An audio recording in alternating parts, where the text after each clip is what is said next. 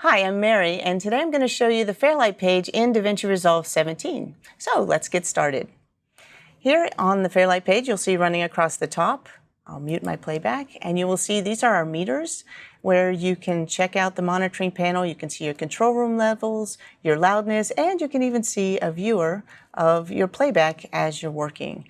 Across the right side, you will see your mixer, which will always show you all of your channel strips and your main outputs. And then in the middle, this is the timeline, and this is where you'll have all of your tracks and your clips, and this is where you can do a lot of your work. Now, right now I only have a single clip in here, and this is actually the finished stereo mix from a short film called Hyperlight. And as I play this back, you'll notice that just using the space bar will start and stop your playback as you would with most applications. I'll go ahead and unmute that. Other things you might want to do for navigation, you'll see right here in the middle. Let me zoom in so you can see that a little better. These are transport controls, so you have your play and stop if you wanted to use those instead. You would have them just as you would expect. And we also have shortcuts that you can use for navigation as well. So you can go to the home position by just pressing the home key will always take you to the first frame, and the end key will take you to the last frame of your clip. So that's really easy navigation as well. A couple of things to think about as you're working on the Fairlight page is if you select a track, you'll notice that the clip beneath the track will always highlight. That shows you which clip you're working with, and that comes in really handy when you start doing some editing and things like that. So one of the things you always want to pay attention to is where's your playhead and what happens to be selected. And luckily there's a lot of visual clues to help you figure that out as you go. So if you look over here, like I said, I've got this track selected and I can tell the clip has been selected underneath it. If I deselect the track, the clip is still beneath the playhead, and I can just find where the playhead is that way as well. Also, if I manually select a clip, which I'll do it right now, you'll notice it gets a red outline. And what that shows you is this clip is also selected. So there's several different ways that you can tell which things have been selected at any time, or if I click in an empty space, it's deselected. Now, which clips are selected or which tracks are selected come in really handy when you start using shortcuts and also doing editing, cut, copy, paste, that sort of things. It's very important to know where you are and what happens to be selected, and I'll bring that up again when we get closer to it. Now, one other thing that we should do as you're getting to know the interface is how to zoom and move yourself around manually. So if I wanted to, I could just drag my playhead across the clips, as you can see, and when I do that, I can hear it. That's scrubbing back and forth just by dragging. I can also click anywhere in this ruler to move my playhead to that position. Whenever I move my playhead to a position, you'll notice that the time code in the upper left will update to show me exactly what the time code is at the point where my playhead is, as you can see. And you can even change this ruler if you need to work in different increments. And all you need to do for that is just right-click in this timecode display area, and you can choose to include subframes or even samples if you like. And if you're working in only samples, or if you're working in film and you need to show feet and frames, you can also do that here. Just go down to where it says, feet and frames, and now I'm looking at it that way. I'm going to switch it back just to standard, just by using the right mouse button, I can go back and change that. Now, contextual menus are really handy when you're working in the Fairlight page and any of the pages in DaVinci Resolve. So you will see me mentioning that quite a bit where I talk about right-clicking, and that's just to bring up those contextual menus, which you'll see, depending on where I click, I'm going to get a different menu and different options. And so that's just another way to access different things as you go. I'm going to deselect this track right now and just press the home key to move to the beginning, and again, end key to get to the end. So that is just the very basics of working with one clip. Now let's take this a little bit further. Obviously, if we were to play through this, you'll hear that this is the entire mix of this scene, but I'm going to switch to a different timeline. And in order to do that, we have several ways you could. You could go to this shortcut menu right here, and if I click on this, this will give me a list of some of my different recent timelines that I've worked with. Another option that you have is we could go to the media pool.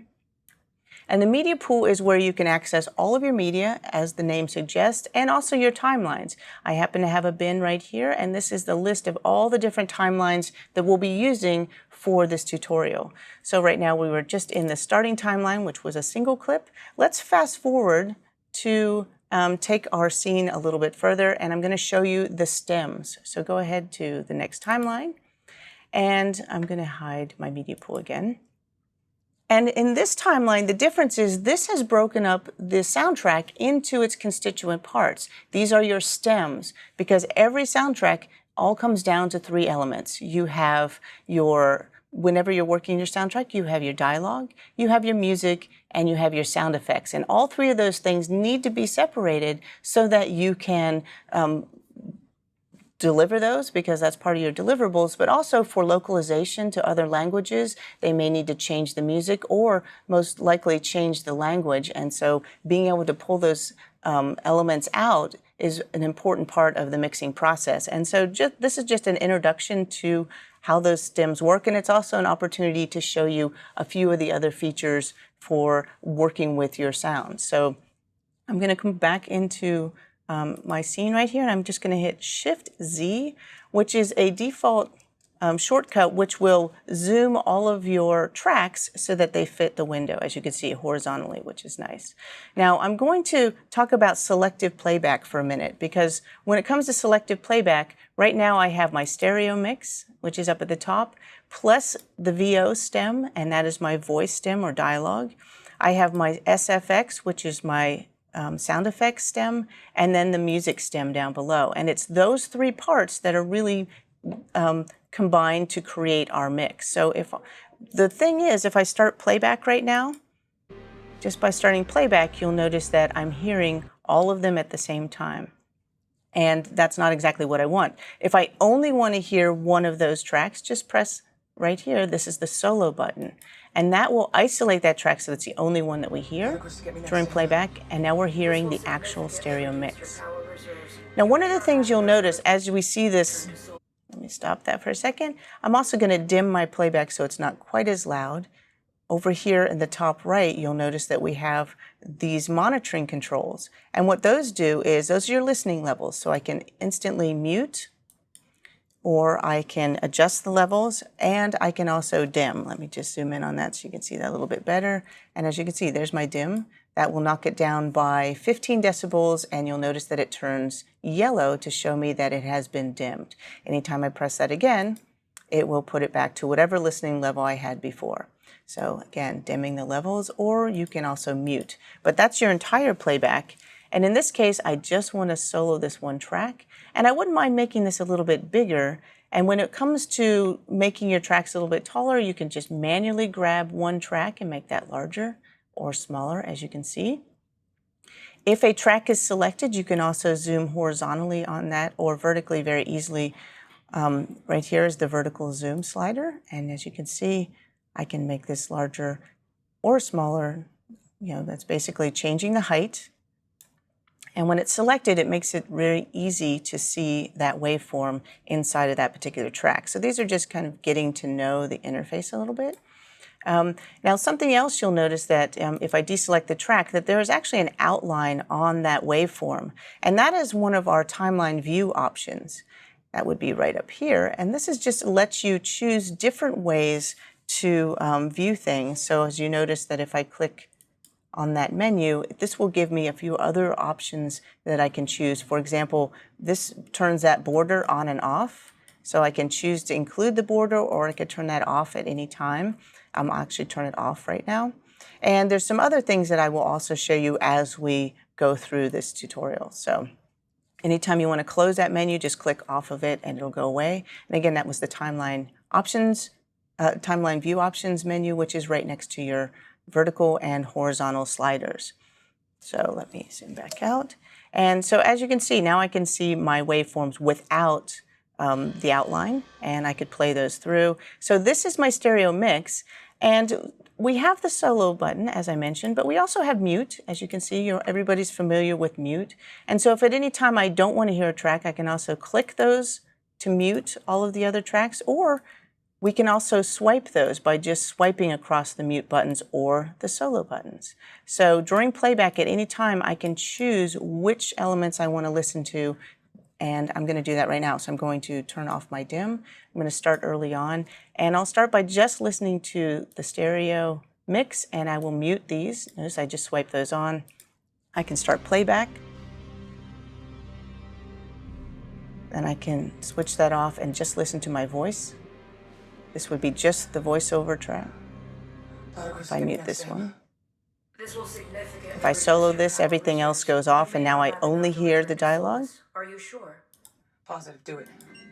So you can slowly decide which things you want at any time, and so that's just giving you control of your playback. So again, just a nice way to not only understand the different elements that go to make up the soundtrack, but also ways that you can isolate which things you want to listen to at any given time. So that would be looking at your different stems, and it's always helpful when you're learning the mixing process and you're working on different tracks is to understand, listen to just the sound effects or listen to just the dialogue and kind of feel how they all work together.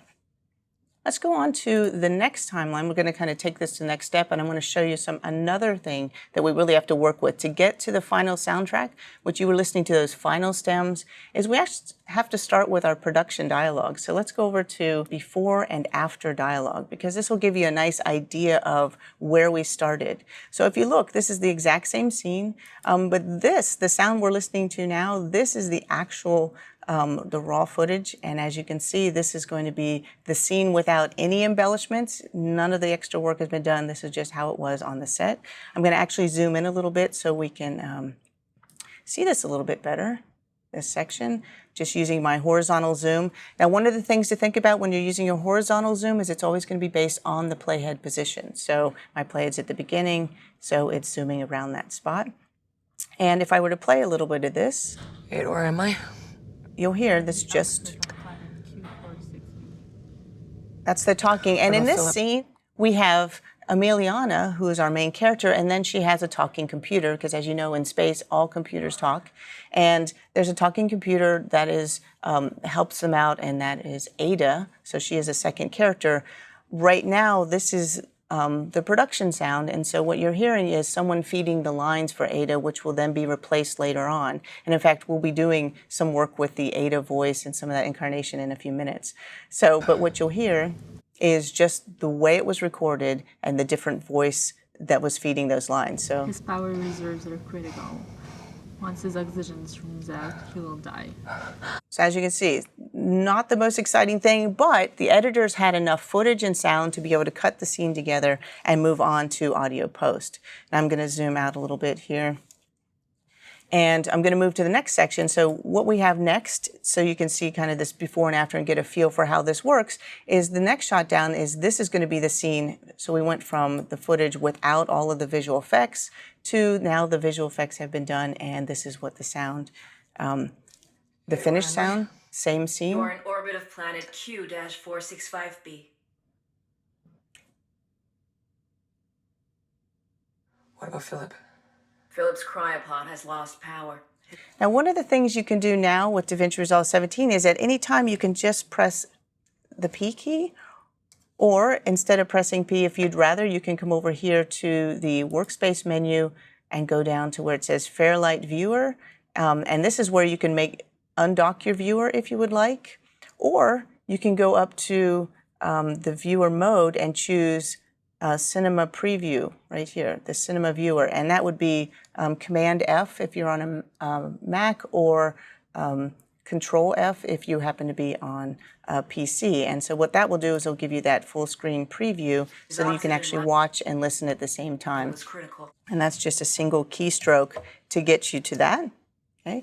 Also, by looking at our monitor, I can click the button in the lower right corner of the viewer, and I can just break this out as a floating viewer at any time. I can move it if I have a second monitor, I can move it over to that, and I can resize as well. So that gives you a nice visual that you can work with as you go. Go ahead and dock that again, and if you want to dock it at any time, you just click the button in the top right of your viewer, and it goes right back. Now, So you can hear this is the finished sound, and then of course at the end I have both together so you can kind of do a little bit of a comparison. Now, one of the nice things about that you might have noticed is this drone sound in the background. The drone is like the all-purpose filler, some sort of sound that just kind of help cover up a lot of the issues that may be going on with your soundtrack until you get to the point where you've done all the work. So for starters, it's very common to have, the editorial department will put in some kind of drone sound or background sounds or anything they can to kind of get us to that point.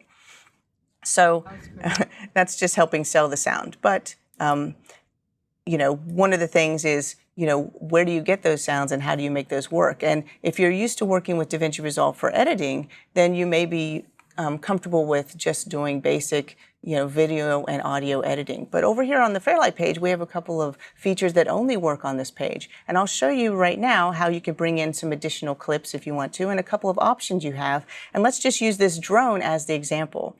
So over in the media pool, and as you can see, I still have my media pool showing, is instead of looking at the timelines, what I'm going to look at is the drone sounds. And over here I have a bin with a variety of drone sounds. Now, when you want to listen to any of these clips, we have a preview player right here up at the top. And so if I were to select, this is ambient space drone number 3. If I select that and start playing, you'll hear that's the sound of that drone. It's kind of a low, ambient space drone. I have a couple of different options here. Then there's also a few of them that have a little bit of a musical element to them that's too much for this scene, but might be useful for something else. So we have a variety of drones here to go through. There's a suspenseful drone. Again, maybe a little bit too much. Now you notice all I'm doing is selecting whichever one I want to work with and then just hitting the space bar to play. Of course, over here in the preview player, you also have, if you look, we also have our play button. Let me just change my framing here. There we go. You can see we have our play button and we also have stop as well, if needed. And so one of the things you also have is the ability to change the way you view that waveform in here. So you can actually zoom out to maybe there's 1% where I see more of the waveform, or I can zoom much further in if I need to see more detail. While you're looking at the preview player, one of the details you need to know is this bar running across the bottom, that always represents the entire clip. So this is similar to what you might see in the cut page where we have the upper timeline that always shows the entire timeline. Well, in this case, this bar here, this is our scrubber bar, shows the entire clip. So that would be the first frame and that's the last frame. So wherever I happen to go, I always know where I am. I'm not going to worry about this waveform up here because that may not show me exactly where I am depending on what my zoom level at that time. Now, if we wanted to edit a few of these drone sounds in, I just want to point something out. Let's say we wanted to select 3 or 4 of them. Let's say we want drone 1, or drone 2. If I just want to drag that to the timeline, I could just grab it, drag it into the timeline. I can put it into the track, a track that's already existing, or I could put it into a track below my tracks, and it will automatically make, as you can see, a new track right there for me to work with, which is pretty cool. I'm going to actually undo that now, Command Z. And just do an undo. And instead of bringing in 1, I'd like to bring in several at one time. So I want to change my the height here to give myself a little more real estate to look at. I could use this vertical zoom, as you can see. But another thing we have is we have a lot of functionality with a 3-button mouse. And so what I'm going to do instead is hold the Shift key and just use that middle mouse wheel. And as you can see, Shift and the middle mouse wheel will also do my vertical zoom, which is helpful. All right, so if I want to bring in a few of these drones at once, let's say I want to get the first one, let's say drone 2 bed, plus I also want to get the low drone number 1, and let's get another one. Let's do the space ambient drone, that sounds fun. And so that gives me 3 different drone sounds that I can work with. So if I want to bring those in, now if I manually drag them to an empty space, it will put all 3 next to each other in the same track. And I'm going to hit Shift Z, and as you can see, there are all 3 of those now in the timeline ready to work with. But something that you can do here on the Fairlight page that's a little bit different, I'm going to undo that, just Command Z. And by the way, if you ever want to undo, that's up here in the edit menu. There it is, undo. We even have an undo history in case you want to look at all the different changes you made and pick and choose what you want to do from that history. So the difference is I still have these selected, and again, I'm just selecting one, command selecting or control selecting if you're on a PC, the different ones that I want to work with. There's my 3. And as I drag them over, instead of dropping them into one track, if you hold the command key, it will create new tracks for you for all of the clips. And if I release, notice that it just made me new tracks automatically, and each of them is now separated and ready to work with that way. So this is just a really useful way to grab a whole handful of clips that you know you want to work with and start building into your sound design or your sound effects or whatever it is. You can just drag them all in, and by holding command or control, if you're on a Mac or PC, it will put them all individually on different tracks. I'm going to go ahead and undo that for now, but that's worth noting. And so that was the main thing with this particular timeline, was kind of showing you the evolution of the dialogue. Now, let's break this down a little further. I'm going back to the Media Pool timelines. And let's go in now to look at dialogue editing. So now it's our turn, okay? So seeing what we're trying to do, now let's actually look at what the workflow might be and how you would do it right here in the Fairlight page. First thing I want to do is hide the Media Pool. And this is the scene as it came from editorial. I'm going to hit Shift-Z to fit that to the window. And one of the things you'll notice across the bottom is there's that drone again, right? You're going to find that quite a bit. So if this is the scene, let's see what we actually have to work with. And one of the things is I don't really need all of these extra things here at the moment. I don't need my mixer right now, so I can hide that by just clicking this mixer across the top. You'll notice there's our toolbar. If I just click on mixer, I can show and hide it anytime. Same thing with our meters. I'm just going to hide those as well. But I wanted to see the viewer. So let's go back, bring the meters up, and just click at the bottom so that we can bring out the viewer and then hide the meters. And that way I have them just like that. I can make this a little bit smaller if I wanted to. And then I have, the workspace or the setup that I want to use at this moment. Okay. Again, I can make adjustments as needed. So here's my scene, and across the top, all of the dialogue, and then we have this Ada test voice. Now, I will tell you that this Ada test voice, who is supposed to be a computer, was actually made by a computer, which is great from an editorial standpoint to give you some timing, but obviously for licensing purposes and copyright and all of that, not such a good idea. So this will need to be re-recorded and replaced, and that's something we're going to do in just a minute, is replace it with another recording. So let me just play a little bit of this scene right here. I'm going to start at this spot, just start playback. Ada, identify the person in front of me.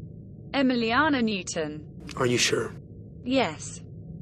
You hear that voice? So that's great, that computer voice. But again, that computer voice is not one we can actually use. It was helpful for working with this. So I'm going to show you a few other features for how we can bring in another clip. We'll make ourselves a track, and then also I want to hide this. We're going to mute that and hide it. So first thing is I'm just going to go to the beginning of the timeline, and I'd like to make another track for a different piece of voiceover. So let's go to the media pool and find that piece of voiceover. And it's inside of the bin over here called voiceover. And I have two. One is the test, which is going to be the computer voice. It appears to be powered down. That we can't use. And then I have this scratch VO, Philip Maida, which is one that was recorded right here in Fairlight, and that's the one that we're going to use for now. And then we'll process it and make some changes to it. So let's bring that into the timeline. Now, I could choose an exact spot for it, or we could drag it into the timeline. I'm going to have us actually create a track. So just right-click anywhere in this, in the track headers, and anytime you right-click there, you can choose to add a track or add tracks. In this case, I'm just going to add a single track, a mono track. There we go. And it showed up at the bottom. So anytime you want to name a track, all you do is just double click on the header in the name field, and then you can type it. So in this case, Ada scratch VO. There we go. And this is where I'm going to place that sound. Now over here, I'm going to take it, and I just want to stick it somewhere in that timeline, in that track. So just grab the clip and drag it in. You'll get the entire clip. There it is. Okay, so that's a start. And I no longer need to be in my media pool, so again, hide it. It's always nice to keep as much real estate as you can when you need it. Also, I don't even need the viewer right now, so let's go ahead and hide that. Let's save our space for what we need. And in fact, speaking of hiding things, I don't really need much of anything. What we're really doing is we're going to chop this up, this voiceover, into individual pieces, and we are going to use it and put it in a position to replace these other clips. So one of the things to think about when you're doing your dialogue editing is what is the most efficient way to get in there and perform edits without having to overly mouse and drag and think about it. It should be very fluid and fast because you could be performing thousands of edits at a time as you're going through and doing your dialogue editing. So we're going to do all of that here in a very short amount of time, and I'll show you the Fairlight way of doing it using the same editing shortcuts that you might use on a word processor for cut, copy, and paste. You would do the exact same things right here. The important thing is paying attention to how you have your selection and your navigation, which I'll be showing you as well.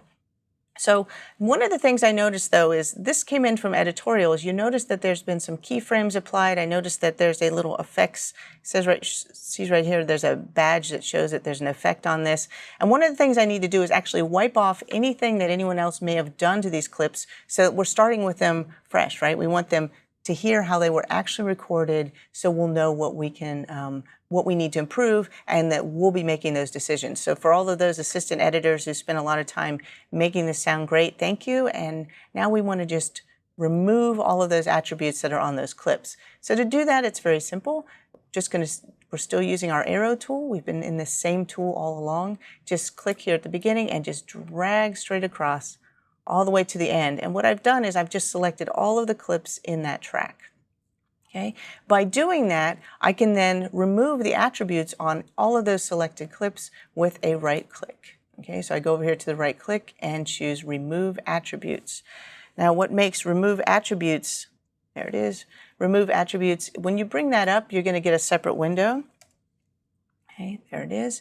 And the Remove Attributes window, here you will see you can choose to remove volume, I can remove plugins or EQ. I'm just going to remove everything by checking that box.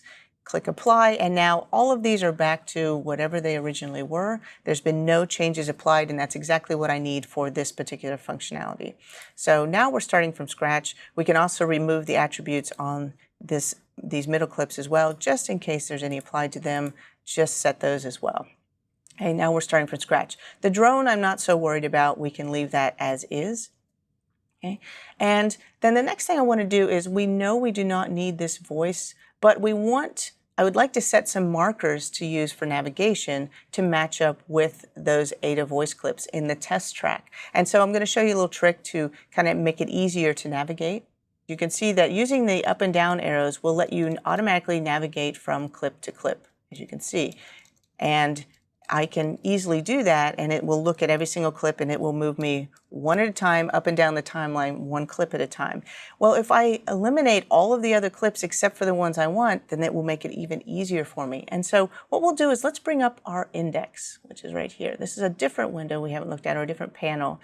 And if you bring up the index is like an interactive list, but it's much more exciting than that. It actually is very useful when we're going in and out of that index often, sometimes for markers, sometimes to work with our tracks. And in this case, once you show the index, I want you to look at the tracks index. And here you'll see a list of all your tracks. It also shows your buses as well. And over here, you'll see the visibility of those tracks. So any track that I want to hide, I can just turn off this visibility by clicking that little eye, and you notice that it disappears from the timeline. It also disappears from the mixer, but guess what? It's still there. It's just hidden at this moment. Now, when you hide the visibility, it does not actually mute it or solo it, it's just hiding it. So if you actually don't want to hear it, you could also mute it at the same time. In this case, I just want to hide that. I also would like to hide the drone. And so now I only have these clips showing. That's pretty easy. And by the way, the tracks index is also where you can move tracks around if you like as well. So in fact, let's move a track. Let's take our Scratch VO. I'm going to bring back that drone for just a minute, and let's take this Scratch VO and just click anywhere on that bar right there. And I just want to move it up So it's above the drone track. And as you can see, I just reordered those tracks by using the index. Now, hiding things. Let's hide that drone. And so now the only clips I'm seeing are these 5 plus that last one on the end. And now I can use those with my up and down arrows, as you can see, to quickly move up and down the timeline, which is helpful, right? It's even going to get better. I'd like to set markers here. Now, the markers is just going to be it's like a Post-it note, right? I could put information in it. I can use the colors. It's something that I can draw attention to if I'm communicating with other team members at the same time. In this case, I just want to press M once, and that will set a marker. I'm going to zoom in a little bit. And the zoom shortcut's Command and the equals or minus, or of course, I could use my horizontal zoom. And in this case, I've set a marker right there. I'll just leave it blue for the moment. And if I press the down arrow, it goes to the end of that clip and then the beginning of the next clip. I'll press M again. It's now marking that. And so I'm just going to walk down here and quickly set markers for each of these, because these markers will give us something we can navigate to easily for when we start placing those other clips. So I'm just using that as a guide. Plus, it's always nice to know how to set markers. Now, any of these markers, you can also add information. You can double click them. You can add colors or change the colors and give them names and so on. We'll work more with those later. Just showing that, I'm going to hit Shift Z. So now I can see all of those different markers, and I can use those to navigate with. Now, the interesting thing about markers is if you ever hold the Shift key while using your up and down arrows, that's going to let you walk up and down the timeline from marker to marker. No matter how many tracks you have, no matter how many clips, your navigation will now only focus on the markers if you're holding the Shift key. And so that's very useful as well. Now, what are we going to do with this clip? Well, it's time for us to look at using another tool. I'd like to actually dice this up into smaller pieces and then move them. So that's a good opportunity for us to just see how that works and how the tools work here in the Fairlight page. Now, if you're familiar with the edit page, maybe you grab a blade tool and do things, or you're using shortcuts. Here we can do that as well, but we'll use our playhead kind of as a guide as we go. And something else we're going to leverage is we're going to click and make sure we select that track, because by selecting the track, Option and the middle mouse wheel will zoom horizontally, and Shift and the middle mouse wheel will zoom vertically. And as you can see, I'm able to make this nice and big so I can really see it. And I want to dice this up while I'm playing it, which is a little exciting, right? So I could go in there and manually, let me go back to the beginning. I could go in there manually and just grab the scissor tool, or it's the razor, is what it really is. If I grab that razor tool, it's going to cut whatever I have selected at the playhead position. Well, instead of using that, we could use a shortcut. And the shortcut is Command B for blade. And so as long as this is selected, it will only cut that particular clip. Now, if I had other clips in a timeline, I'm going to bring back my drone for just a minute so you can see. If I don't have anything selected and I press Command B, do you notice that it's going to slice everything? So that's going to split every single clip beneath the playhead, which is not what I want. So Command Z to undo that. Going to go back to the beginning. And that's where I was saying track selection actually does matter. And as you can see, we just did that. So I'm back at the beginning and my track is selected, which automatically selects the clip beneath our playhead on the selected track, which is great. And then as I play, I'm just going to hit Command B every time I pass one of these phrases, and that will chop it up. And I can do that right on the fly. And so that's what I'm going to do right now. So Emiliana Newton. Yes. Split. And I'm Philip just hitting Maida. Command B. Philip Maida. I cannot explain this discrepancy. Earth date. There you go. And so right there on the fly, I could do that very quickly. And now I can move these into position as needed to those markers. And so a lot of different ways that we could have split those up. This just happened to be one of them. But like I said, it's very easy to work with these things on the fly. I'm going to hide that drone track again, because I don't need it. And then if I want to snap these into position, I could just drag them over to those marker positions if I wanted to. Let me zoom out a little bit more. As I can see, there's that last marker, and that's where I want this clip to go. So I'll just move this over there. It's in position, just using those markers as a guide so that I could have all of my other tracks showing, and it will not interfere with me placing these tracks or these different clips in the track. And again, we can manually drag these clips wherever we need them to go. from one marker to the next. Keep in mind as you zoom horizontally, it's always looking at where your playhead is, not what happens to be selected. So I'd like to go ahead and take this clip here and zoom in a little bit. I'm going to select that clip and I want to move it into position, so I can just manually drag that to a marker and line these up. And of course I have the other clips as a guide as well. You can even cut, copy, and paste these into position as well. So for example, I might as well show you how to do cut and paste. Is if I were to select this clip, I could right click and choose cut. There it is, cut, or Command X on a Mac, Control X if you're on a PC. If I cut that, you notice that it just cut that clip. It gave me a ghost image of that clip. And why would I do that? Because now I can just navigate to the marker, and when I get there, paste. Because anytime you cut something, it remains connected in the same relationship to that playhead. So any movement of the playhead, the clipboard version goes with it. So I have cut that clip. I'm going to use Shift down arrow to walk my playhead down to where I want it to go, and Command V to paste. I'm going to go back to where I was before, just using my up and down arrows, or go to the home position even. Notice I'm walking up and down between clips, just using up and down. That clip is selected, ready to go. Command X to cut it. Shift down arrow to get to my marker, and paste, Command V. And so I can do this really, really quickly. It's just getting to know the software. So again, with a selected track, this really works great. If I don't have that track selected, notice when I go over top of the clip, it is not selected, and therefore I have to actually physically go in there and click it. So be aware, selection helps, and that's one of the reasons we have that. This also works great on our consoles, like the one behind me, to show you. You can use then the jog wheel or the search dial to grab your clips and move them around really fluidly, just like we're doing here. So Command X for this last one, moving it to the marker and paste, and I'm going to go back to my home position, Command X, and I'll move the last one and paste. And so I was able to cut those up and put them into position just using a few of the other features that we have in the Fairlight page that you may not use when you're working in picture editing or on the edit page.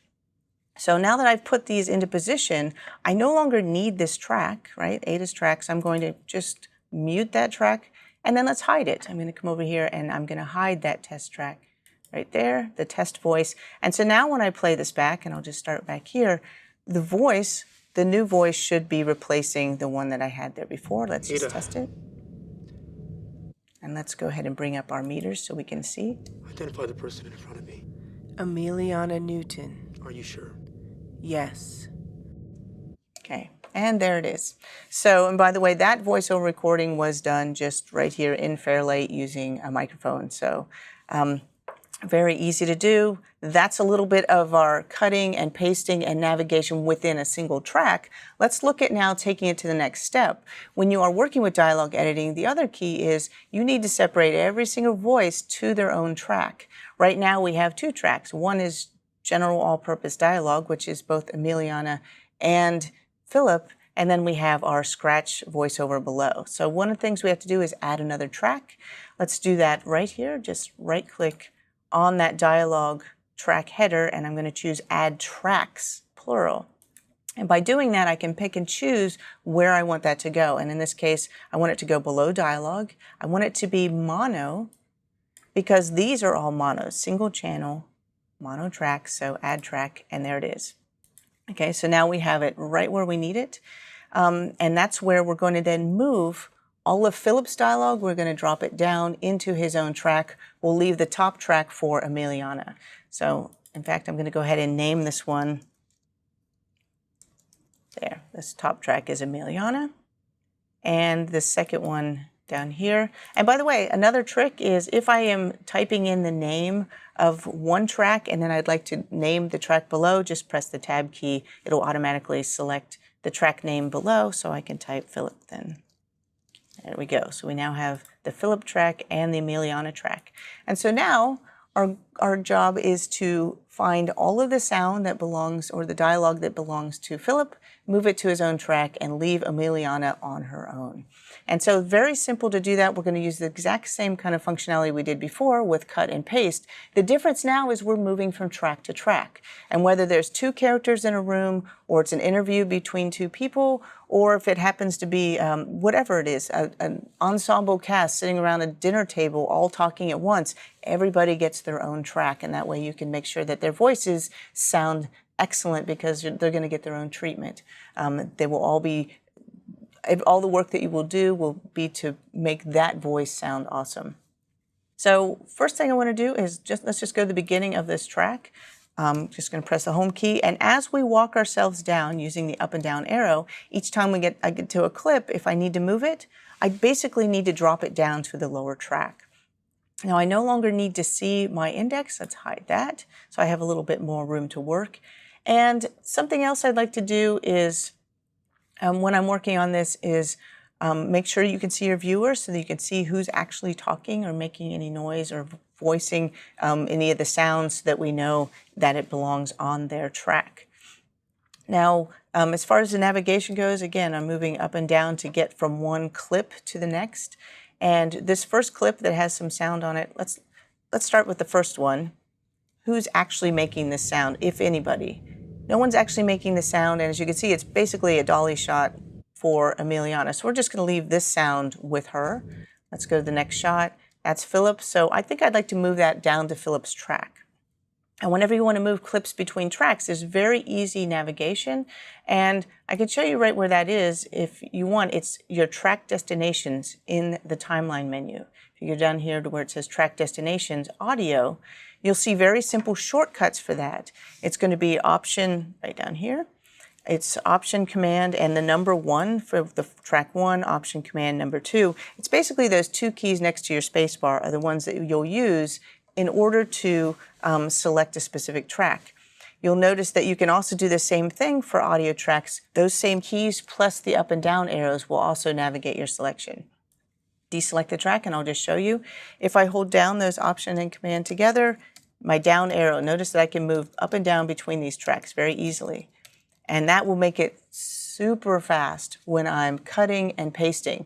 Also, because I'm using this, I won't accidentally move anything out of sync because it's just a direct move. It's mouse-free movement that I'll be doing in order to get it where it needs to go. So if I want to move this down, my playhead's over the clip already, just Command X.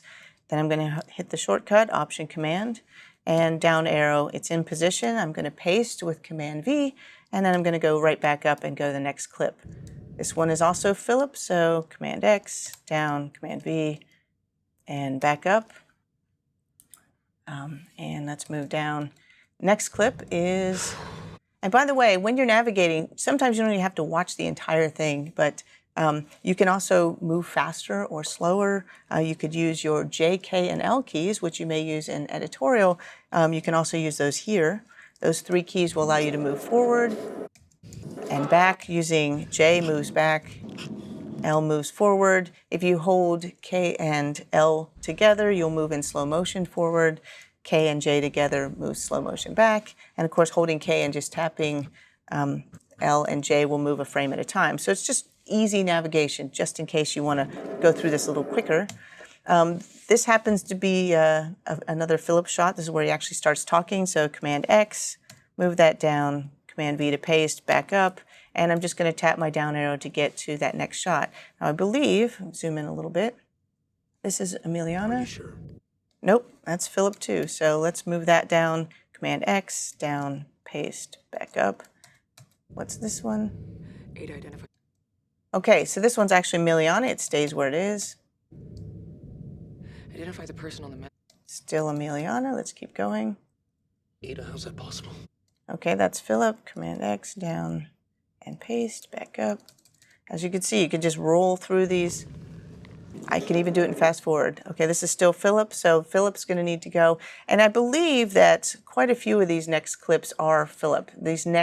Most of the shots, except for this last one, are all Philip's. And so one of the things we can do is we can also select them all at once. If I select all of those, If I drag across and select and hit Command X, I can grab all those at one time, move them down, get them to the right track, and paste. And so now I've just laid all those into the track, and we're just to the end. The last shot, this is actually Philip. I need to select that track first, cut and paste. So this is just one scene, but as you can see, you can get pretty fast in navigating and pasting and moving things around to do your dialogues editing very quickly. One of the things I'd like to do is I'm going to break this floating window out and hide my meters. And I'd like to actually color these tracks to make them a little more identifiable.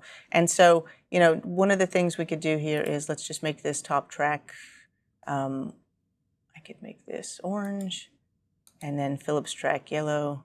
But what I'm doing is right-clicking on the header and then going down to the color and choosing whichever color I want. Okay, so once you've split your dialogue, one of the things you need to do then is evaluate it and see how you did, and also listen to it and see how it sounds in case there's any issues. This is your time to really focus on it and start coming up with your hit list of things you actually have to work on, or areas that you need to go in and adjust the edit or trim, or areas that might need some additional help. You know, as you're playing and listening and trying to focus on your clips, when your playhead gets to the end of the timeline, what does it do? Philip made It doesn't fall off the end of the world. It redraws itself and just shows up on the other side, which is a little bit jarring if you're trying to get into a zone and really listen to the sound and get a feel for what's going on. So one of the things you could do is you can actually fix the playhead, and then it will scroll underneath, which works really well. And so right here in the view options, you will see that your timeline view options, you have something right here that's the fixed playhead. And if you select that, what that will do is that will now fix it so that the timeline will now scroll underneath. And let's say I want to find a particular spot and start playing, but notice that you can reposition it when you want to by grabbing the playhead, or you can actually move the timeline by grabbing the ruler if you want to scrub that. But I'm just going to play it from here and just show you. This is how I can kind of look and watch. I can even put this up in my meters if I wanted to and watch it up here and focus on my dialogue tracks and listening. Okay. The hyperlight core came out a few days ago. We came out of cryo, and we've been trying to fix it.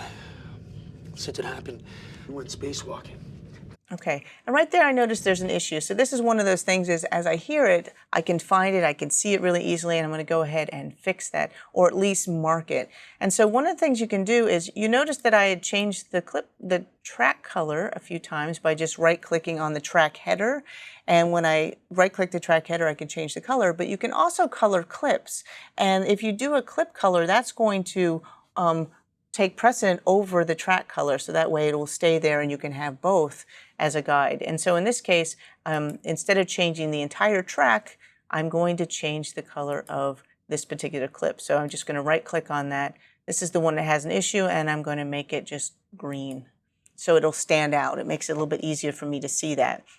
I also, assuming I played through the entire scene and I've listened to everything, this is really something I want to work on first. So I'm going to go over here and turn off my fixed playhead, and I'm ready to start work here. I'm going to just zoom in a little bit, and I could use my mouse to zoom, as you can see. I can zoom really easily with that middle mouse wheel, or I can Command and use minus and equals to zoom in. But this is the area that I'm having a little bit of trouble with. This is where I heard that there was a problem, so now I'm going to try to fix this, just doing a little bit of trimming and just trying to clean it up. One of the nice things about doing your cleanup is you notice that as you hover over the edges of the clip, you will see that instead of just getting an arrow, I'm now getting something that is showing me that's a trim tool. And on the Fairlight page, if I click the end of this clip, it shows me the entire thing, all of the handles. And as you can see, I can very easily see that a word was cut off. I'm able to extend that and release, and now I have, you know, whatever was at the end of this clip, plus I have the beginning one. So it's very easy for me to trim that. At the end of this one, there's also an issue. I'll just play that. So he just has a partial word there. By the way, did you see how I took my mouse and I walked all the way back here, clicked so that I could play something again?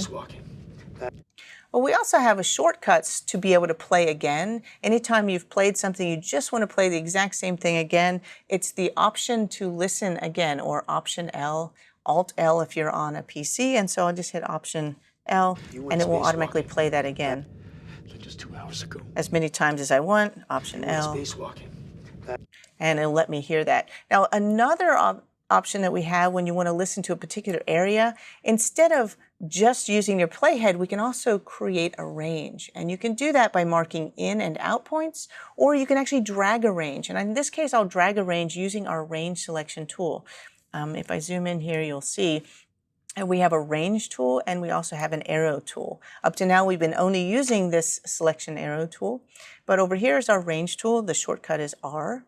So A for the arrow tool and R for our range tool. Now, if I select the range tool, what that will do is that will allow me to select a range of anything I want to. Just drag across it. Automatically, those elements are selected. I can actually delete them, cut, copy, paste, that sort of thing. But what else is nice is you see how it marks these in and out points here. It marked a range, and I can use that range for playback. And to play a range, if I just hit the space bar, it's just going to start moving the playhead from its position wherever it happens to be. But if I use Option and the /, which is directly above that Option key, it will start playback of just my range. And to take that one step further, if you look up here in the toolbar, up here in your transport controls, you will see that we have a loop button. If you turn that on, once that's engaged, then it will loop that playback. You went spacewalking. Okay, and so then I can really hear what the issue happens to be. Now, once I'm done with my range and I've set it, I'll just press A to go back to my selection tool, and that way I won't be doing anything or changing my range. Because when you create a range, if I create a range and click off of that range anywhere else, it erases the range. So if I select a range and go back to my arrow, then I click anywhere and that range does not go away until I clear it. It's only in and out points is really what's there. So if you want to clear those in and out points, you can go up here. It's in the mark menu, clear in and out, or Option X, and it'll clear those. So it's just getting used to marking things and switching between two different tools. I can still do my loop playback, Option /. And I can listen to this little area, and I realize that there's something in here I need to fix. And so as I look at it, there's a partial word there that I don't want. I'll just dial that back, and it's gone. Okay, so I can easily do that. I can even add little fades here if I need to or trim some of the breath sounds if I want to make it a little less obvious in any of these to kind of clean them up. So that's just some basics as far as the dialogue editing goes. I'm going to clear my range. But other things that we have to worry about once we have the trim, once we have adjusted this, and once everything is set up and it's like, okay, now what? What's the next step? I've got everybody on their own track. The next thing you have to worry about is the levels. Everybody cares about the levels. And we really need to make sure that all of these levels are good. And you know, if you need a guideline, we actually have meters everywhere that are telling always the same story. You want your dialogue, look for the yellow, yellow for dialogue. In fact, that's one of the reasons I use the yellow color often in the tracks, is yellow is going to be a nice solid color. Now, obviously, there's more details than that, but I'm going to bring up my mixer. And as you can see, there'll be meters across the top. There's meters in the mixer, and there's even meters on every single track, and they're always showing you those levels. And so when the levels are lower, those are going to be green. Yellow is going to be right there near the middle, which is going to be the area that you really want your dialogue to be, somewhere between -10 and -15 dB. And then, of course, if it gets a little bit too hot, anything that's getting too loud, that's going to start showing red. A little bit you can get away with. If it gets too loud, obviously that's going to be too much. And so I can look at these clips. Let's just look at Emiliana's, these two clips on her track. I'm soloing her track.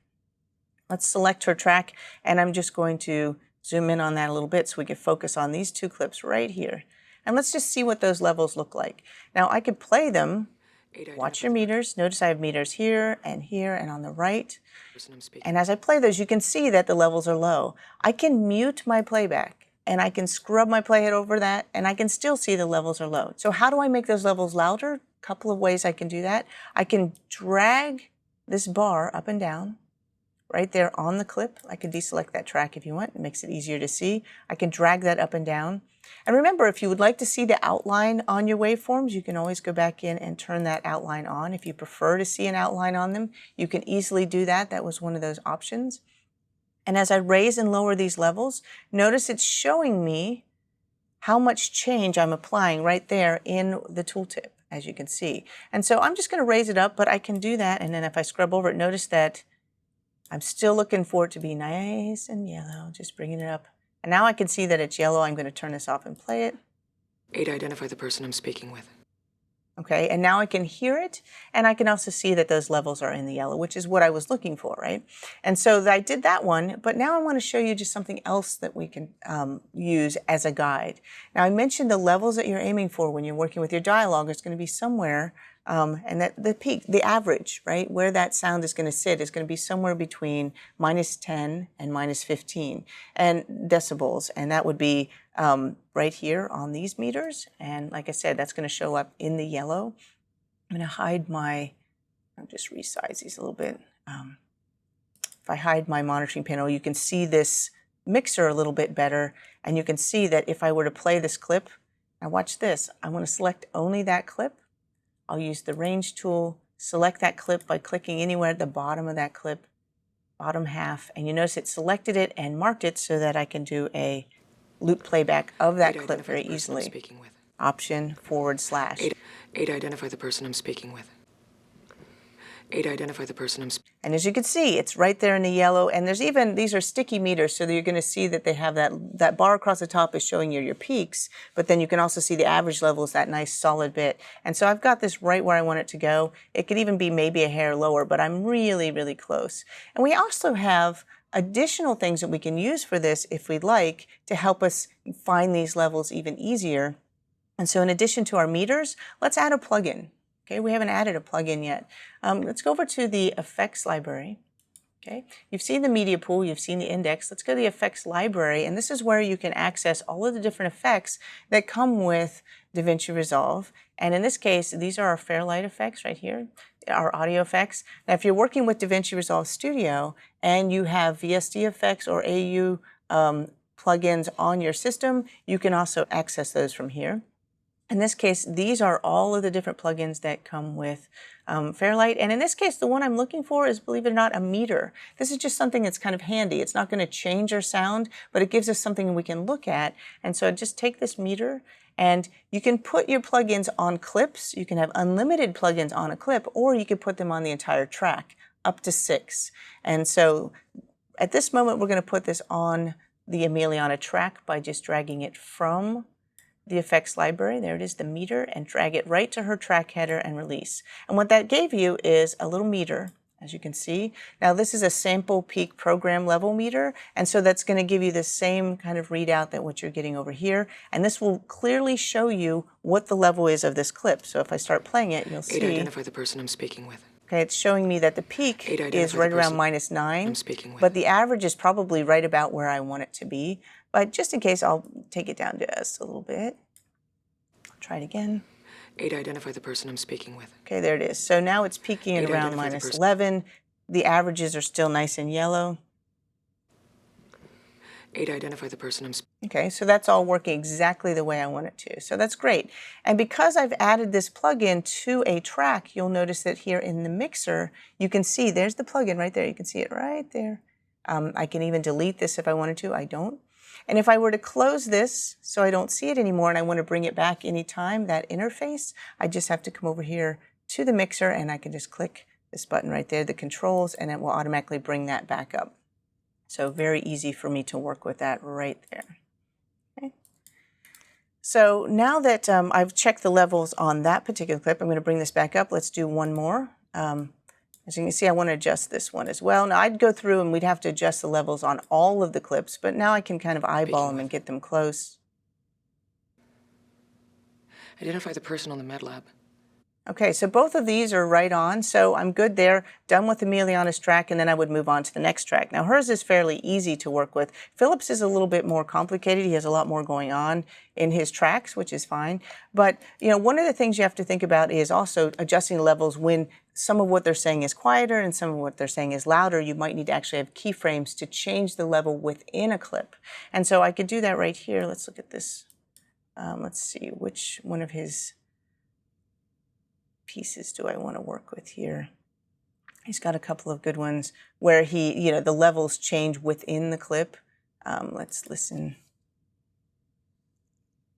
to his track. Now, I happen to have soloed Emiliana's track, so I need to solo his and unsolo this one so I can hear it. We came out of cryo, and we've been trying to fix it. Okay, so this is just, basically him talking, so that's kind of expected. We have this one over here. What's happening in this one?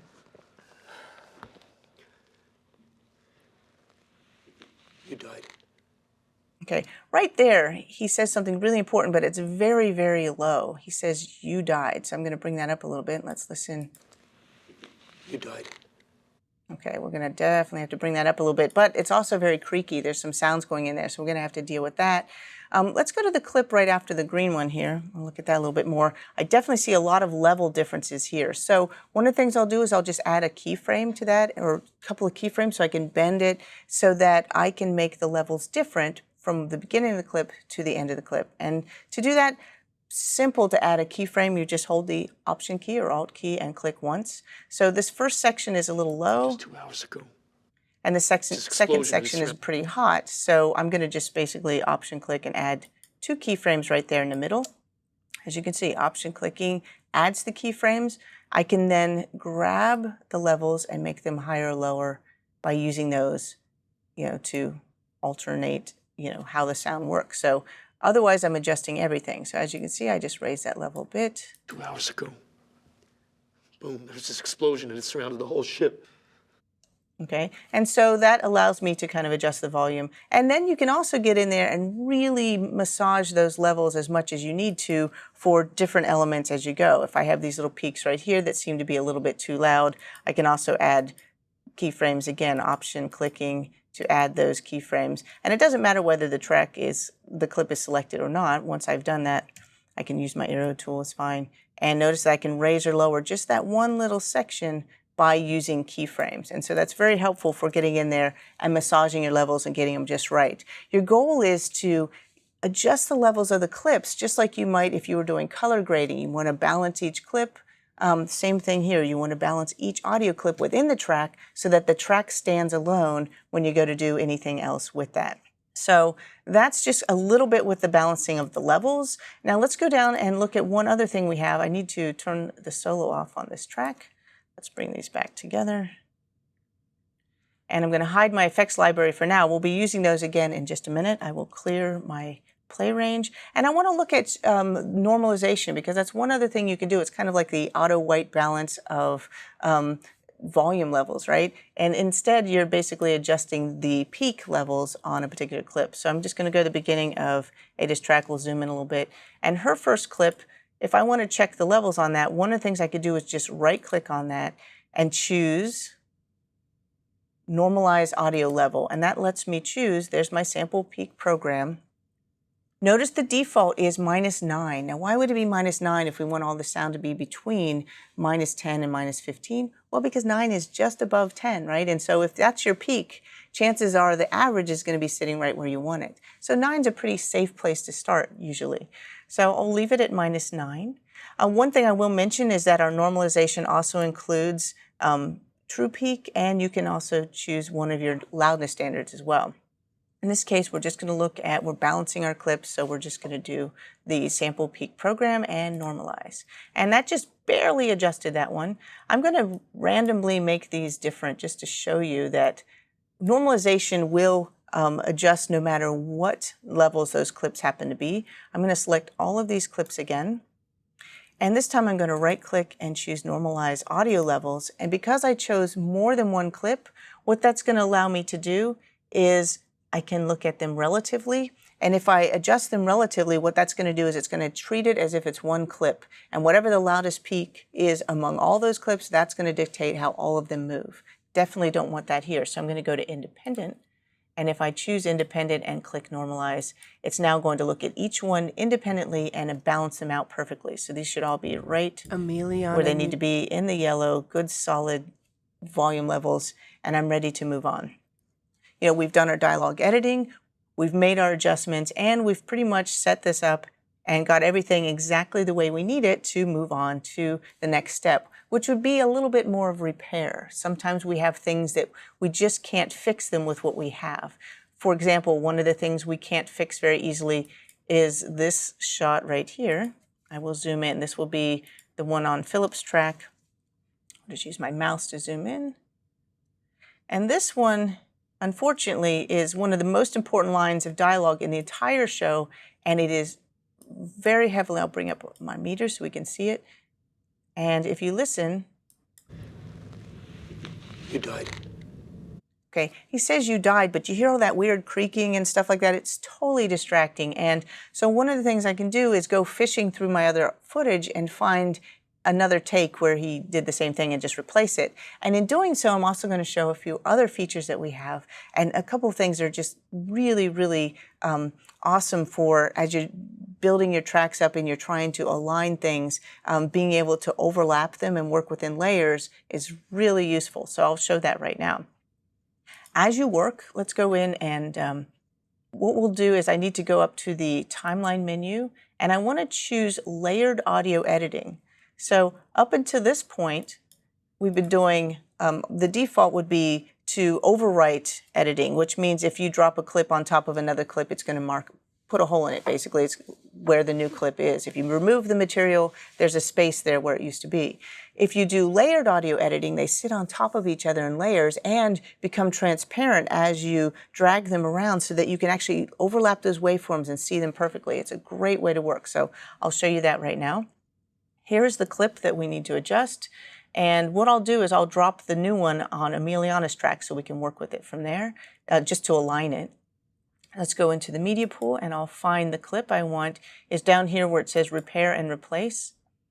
And there's only one clip. You notice I'm looking at things in list view. You can also look in icon view as well. And there I can see there's the scratch voiceover and I have this one right here, which is the clip I want to work with. It's already been marked. This is the sound right here where he says you died. Okay, that's what I want to do. Now, by the way, you can mark in and out points right here in the preview player by just marking I for in, O for out, just like you would on editorial, just like you can in the timeline as well. So I've got this marked, and I want to place it right here in the track above, so I'm just going to drop it right there, and then I can hide my media pool. And so now I have the clip sitting right there on top, roughly in the right place. I'll zoom in a little bit, and as you can see, it's the same line. You can totally tell that it's basically the same thing, one sitting on top of the other. Now, I'm going to turn off my layered audio editing for a second. If I were to drag this on top, great, I just stuck it in that track. Notice it took on the track color. Actually, I'll change the clip color now to, let's go with navy, just so it stands out. But look what happened if I pull this back out. It punched a hole in there because it was in overwrite editing, our default mode. So instead, I'll just undo that. I'll still make it navy though, that looks good. There we go. And I'm going to go up to, we're going to just work our way right up here to the timeline and change it to layered audio editing mode. And by going to layered audio editing mode, now I can align it here as best I can. In fact, right here, there's a little magnet, as you can see. This is our snapping magnet. That icon, let me just zoom in there. As you can see, right there, it looks like a magnet. I can turn that on and off anytime if I need to. If I turn it off, it just allows me to move things a little freer. It's not going to try to snap them to markers or clips. And then I'm going to drop it right down on top of the other one. And look at that. I can absolutely see both waveforms at the exact same time, and I can really line those up beautifully, just like that. When I release that, I know those are in sync. I don't even have to look at those to know that I just line those up very nicely. And once it's sitting there, then I can always extend it, make it a little bit longer if I wanted to on either side. I can even add fades, as you can with any clip, by just dragging up at the top. Notice any clip you hover over, you can automatically add a fade. And as you can see, because it's sitting on top of another clip, it's actually doing a nice crossfade there to the clip beneath it. If I play this, You died. okay, you can see that it's working perfectly. I'm going to back that up. Zoom out a little bit. And I'd like to show you what the layers look like. So if I go up here to the View menu, I can come down to where it says Show Audio Track Layers. It's in the View menu. It's just a way of viewing your timeline. And now you can actually see there's one clip sitting on top of the other clip inside of track layers. Okay? They're both still there. It just I never got rid of the first one. It's just got a clip sitting on top of it. I'll go back to the view menu and now turn that off. And as I said, I can extend this as much as I needed to and play it back. You died. Okay, and there it is.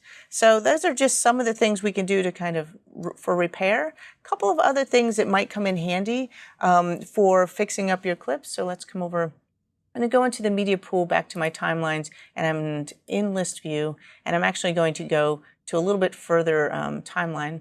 These are all different progressive timelines of the things that we've been doing all along. And so now I'm down to the point where I'd like to show a little bit of repair. So I'm going to just double click on this particular timeline to open up. And this is outside of the main scene that we were working on. And here you're going to see just a couple of examples of issues that we run into where we can use our plugins to kind of do some repairs that you can't do with a mouse and keyboard. So let's go over to the media pool, and I'm going to actually hide that. Don't need it. Make this fit a little bit better. This first clip has a very common issue. And in fact, I'm going to bring up the effects library so we can see that. And the issue that we have is there's a hum in the background. In fact, if I play this, you may or may not hear it. If you can't hear it right now, I will make sure that you hear it by turning up the volume. So I'm going to turn this up, but I will also mark an out point on that. So it's only going to play this little section. I marked O for out. And I'd like to zoom in on that a little bit. And I'm going to turn up the volume level by just cranking that up. By the way, you can use shortcuts to raise and lower the volume as well if the clip happens to be selected. And the shortcuts for those are in the let's see, where are they? They are in the clip menu, audio, to increase or decrease levels if the clip is selected. So in this case, I just drag that up. So now it's nice and loud, and you'll hear there's that power line hum. You can hear it. That's a very common sound that you'll get. If you ever plugged in an amplifier, you know what that sound is. That is a 60 hertz power line sound. I'm just going to go ahead and put that back. Notice that when I raise the volume of a clip, by just double clicking on that volume line, it does reset that level. Now, if I want to remove that sound, I'm going to add a plugin to the clip itself. I don't have to add this to the mixer. In fact, I don't even need my mixer showing. And what I'm going to do is I'm going to come over here to my dehummer and just drag that right onto the clip. As I mentioned, you can have unlimited plugins on a clip. So by just dropping that on there, now it's put the dehummer right there on the clip. If I select the clip now, I can play that. I'm just going to play that section, or I can do the entire clip. I'll get my range tool, select the entire clip, and play the whole thing. The hum is still there, and I can see it. It's a very healthy hum. But you notice that in our dehummer interface, you will see that it has two presets. One's for, just zoom in on that. One is for 50 hertz, which would be if you were in Europe, and 60 hertz would be if you're in the US. So depending on where you live in the world, you're going to be either 50 or 60 hertz. And so we have a preset for both. I'm just going to hit 60 hertz to fix that. Out a few days ago. Play that, and it should have cleaned it up pretty quickly. I can adjust the amount as needed. In fact, you could drag that amount all the way if you wanted to, and that's going to take all of that sound out and then just kind of slowly back it off as needed. And if you're wondering what are these other areas, these notches that you're seeing, each of those, that's what's being reduced. That's the different frequencies that are being reduced. And if you notice, these are the harmonics. You just keep multiplying the initial sound. So 60 hertz, the next one would be 120, and then so on. That's where you're going to get those harmonics, and you might need to include those as you're working with your filtering, and that's why that's there. They all work together to kind of achieve our goal, and then once you're finished, we now have dealt with that particular noise, and it is better, thank goodness, right? Now, one of the things that once you have added a plugin or multiple plugins to a clip, if you actually want to play it back without any processing, you can right-click and choose to cache that audio effect. Notice right there. You can bounce it, which will actually bake it into a new clip. It'll render a new clip with the effects on it, or just cache. And so I just clicked Cache Audio Effect. You'll notice it now shows a little drive there. So, and this is the clip with the plugin cached. And you can see it's much cleaner than it was before. If I right-click, I can always uncheck the cache, and then it will show it to me. It's still going to sound the same either way. It's just what I'm actually able to hear and see in my waveform, how it's reflecting it. Okay. One other thing while I've got this clip selected is let's go over to the inspector, because the inspector will show you information about anything that you happen to have selected. And so in this case, if I select this clip, it's showing me information about that particular clip, including the effects that have been applied to it. So all you have to do is click on that effects tab, and now you'll see that there's my dehummer plugin, and I can actually open up the controls for that anytime by just going into the effects, and I can set that up. I can even turn it on and off if I wanted to from here, or back on the controls. I'm going to hide my inspector, and as you can see, this is with It came out of cryo. and without We've been trying to fix it. the plugin. I'm going to go ahead and close that up. And so that's the first one. We finished that. Let's move over here. The last plugin that I want to show you, and then we're going to try one more thing, and that's actually applying what we just learned on a real world project, is I'm going to go down to this lower track, select that clip with my range tool. So it's already marked it. And if I play any of this, what you're going to hear is this is a very scratchy sounding track. Emiliana Newton. Yes. Now, I don't know how well you can hear it. If I turn this up, you're going to see there's quite a bit of noise in there, but there's some kind of scratchiness to that that makes it completely unacceptable for playback. I could never turn this in. Philip Maida. Philip Maida.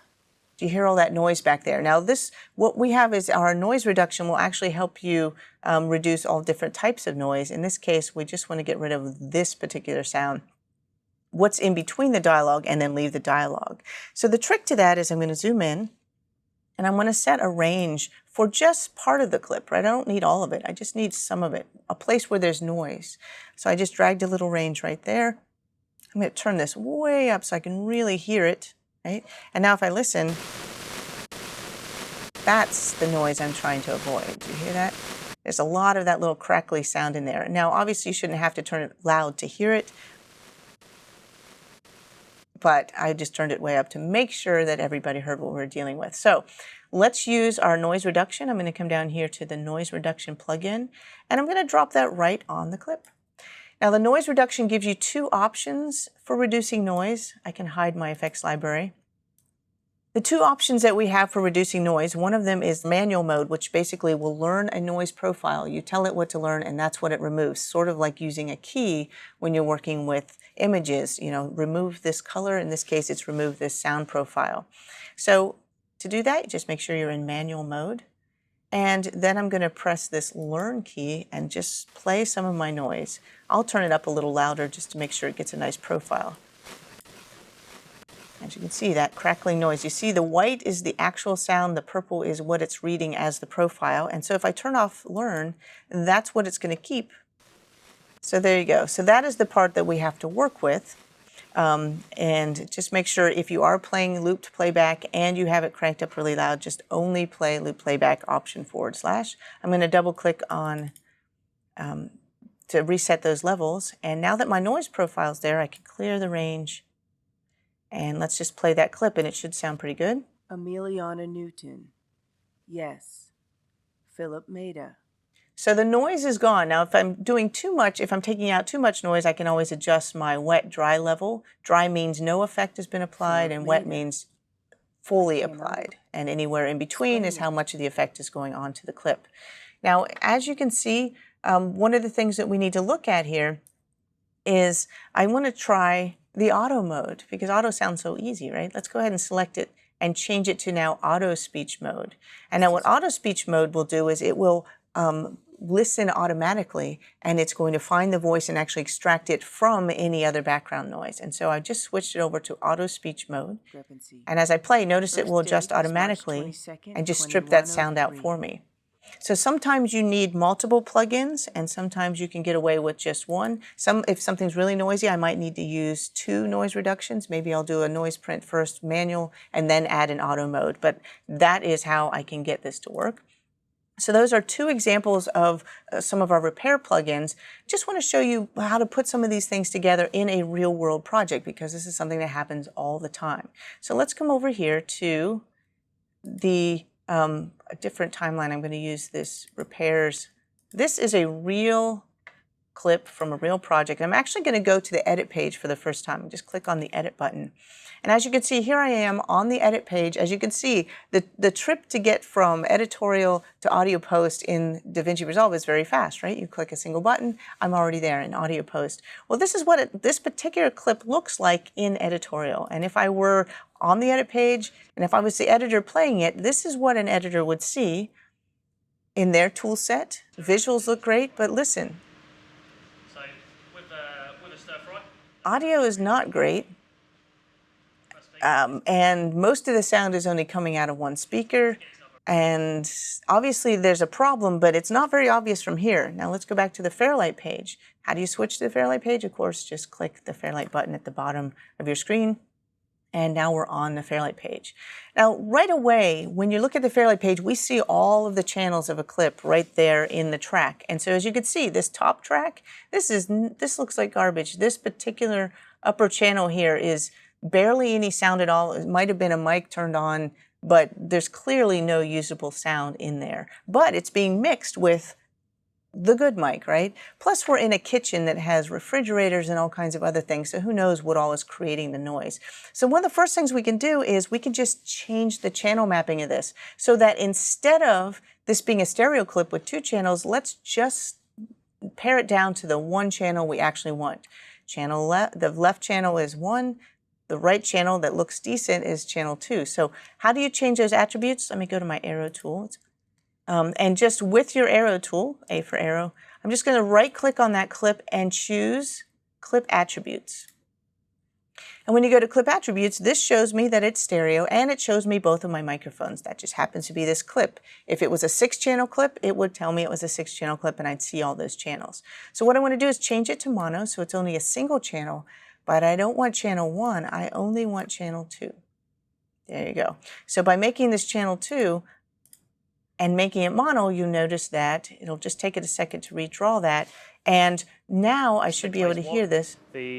I should be able to hear it, and now I'm only getting the single channel that I needed. Now I also want to change my audio. As you can see, this track is a stereo track, and I really need it to be a mono track. So you can at any time change what type of track you're working with too by just right-clicking the track header, going down to where it says change track type to mono. And now my track matches my clip, and the clip, I can actually see it pretty well. Now let's listen to just the good channel. And even listening to this, I can tell that this is very noisy. You hear all kinds of refrigerator sounds and things in the background. This is pretty noisy. So again, let's go in and use the 2 tools that we have and how easy that will be to work with, right? So as we're looking at repairs, one of the things I'll do is take my range tool and I'll just drag a little range right here of some of that noise. Okay, that'll work. Turn this up a little bit so I can really hear it. Don't be afraid because I just Option / Okay, that's the noise. Okay, that's someone saying and as in. So I'll just change the endpoint of that. I marked a new endpoint. Yep, still there. So let me just find a better slice here. Just when in doubt, make a new range. Okay, pure noise. I can hear it. Now I also hear a really high-pitched whine. Again, I think that's a refrigerator. So whenever I have both noise and some kind of hum, I'm going to go for the hum first. So I'm going to go in here to close my media pool, get my effects library. Now, by the way, you don't have to close the media pool. You can have both at the same time. Media pool will then sit on top, and the effects will sit at the bottom, which is fine. In this case, I don't really need the media pool. And I'm going to go in here and I'm just going to go down and find, there's my dehummer. So I'm going to hit the noise first. I could apply it to the entire track, or I could apply it to the clip. In this case, I'll just drop it right on the clip. There it is. Here's my dehummer. Now this is not Powerline hum. And again, I'm listening to this by hitting Option /. That is not Powerline hum. That's a really high-pitched, whiny sound. So first thing I'll do is we could just sweep these frequencies by dragging frequency. I'm also going to make the amount really high, and that way I know I'll hear it when that hum goes away or that hissy sound goes away. So I'm going to now walk downstream.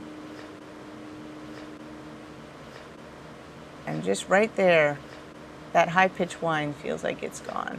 Okay, that's what I was trying to accomplish. So now that the high-pitched sound is gone, I'm also going to adjust my slope a little bit because the main part of his voice, the meat of his voice, is going to be right in this section. And I'm thinking this is a very high-pitched sound. It's probably right there around 400. So I'm going to change the slope just like that. So this swaps the position of the harmonics with the fundamental. And now I'm going to listen here. And that high-pitched whine is gone. I could bring this amount back a little bit if I wanted to.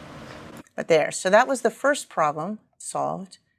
And then the second one, what I need to do is I need to come in here and now we want to do that noise reduction. Now I don't need a range for that. I'm going to just trust the noise reduction will work and drop it onto the clip. Also reset this and I'm going to set it to auto speech mode. And just like that, I'm going to hope that between the two of them. Hello, my name's Jamie, and today I'm going to take you through a Chinese.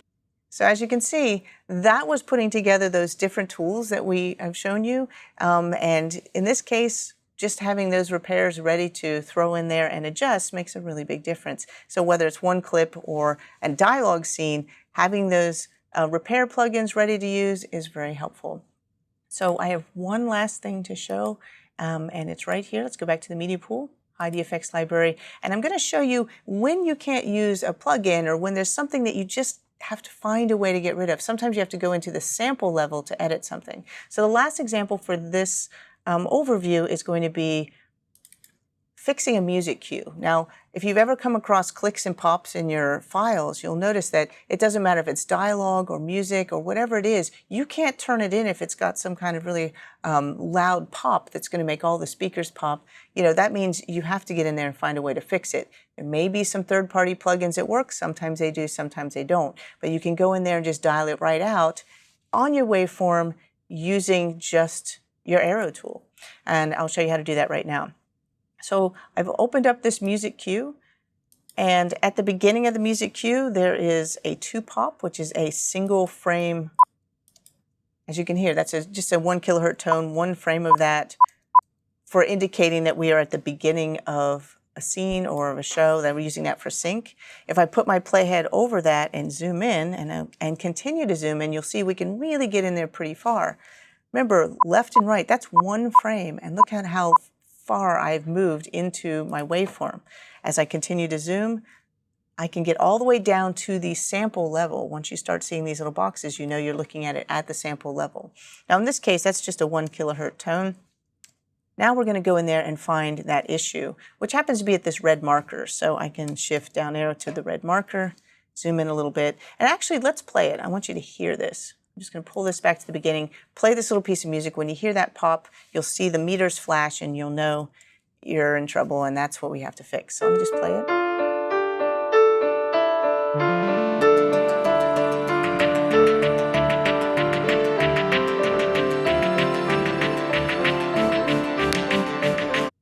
Do you hear that? That is the sound we're trying to avoid. That's what we have to fix. That pop that also sends your meter spiking, and you've probably all heard that once before. So now that you've heard it, let's get rid of it. Put my playhead on that red marker, zooming in. This actually only takes a few seconds, believe it or not. So I'm just going to come over here, zoom in, and continue to zoom in. I just have to keep chasing it because we're zoomed in so far that we are nowhere near a frame. And so what I did was I just zoomed into it until I finally got to a point. Notice you can redraw it a few times, going in and out using your zoom shortcuts till you get a space that you can actually work with. That looks pretty good. And so why I was doing that was this is the glitch. That's what it looks like at the sample level. And so if I want to dial that out, I can just select right here. I can select a sample, just kind of move my mouse, make it nice and smooth. And I'll come over here and do the same thing. It doesn't have to be perfect, just want to align it with the ones that were there before. There you go. Shift Z, I'll zoom out, and that glitch is gone. And if I were to play this, no sign of it now, just the percussion. And so that is working at the sample level. So thank you very much for watching this overview of the Fairlight page in DaVinci Resolve. If you have any further questions, you can visit the Blackmagic Design webpage to check it out. So thank you for watching.